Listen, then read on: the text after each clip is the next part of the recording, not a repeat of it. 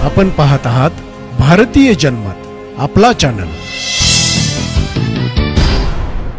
नमस्कार, मी मानसी धामणसकर। आपण पाहत आहात भारतीय जनमत न्यूज। पाहूयात आजच्या ठळक घडामोडी। नवी मुंबईतील यशस्वी शिंदेचं हत्या प्रकरण चर्चेत असतानाच नवी मुंबईत आणखी एक निर्घृण प्रकार घडला आहे। लग्नाला नकार दिल्याने एका तरुणाने 24 वर्षीय तरुणीवर रॉडने हल्ला केला आहे।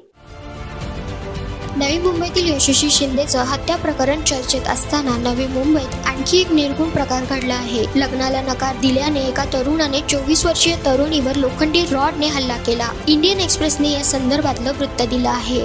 गेल्या काही दिवसांपासून महिलांविरोधातील गुन्हे वाढले आहेत। प्रेम प्रकरणातून हत्या होत असल्याने पालकांनी धसका घेतला आहे, तर सुरक्षा यंत्रणांनी आता कंबर कसली आहे। यशस्वी शिंदे या 22 वर्षीय तरुणीची 25 जुलै रोजी निर्घृण हत्या करण्यात आली।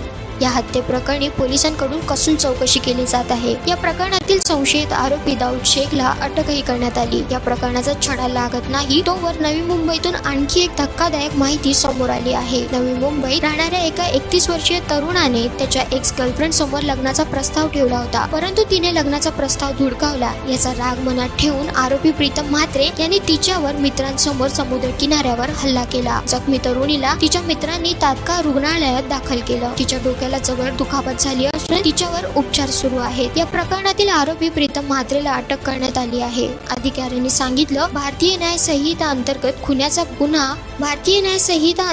खुन्याच्या प्रयत्नाचा गुन्हा दाखल करण्यात आला आहे।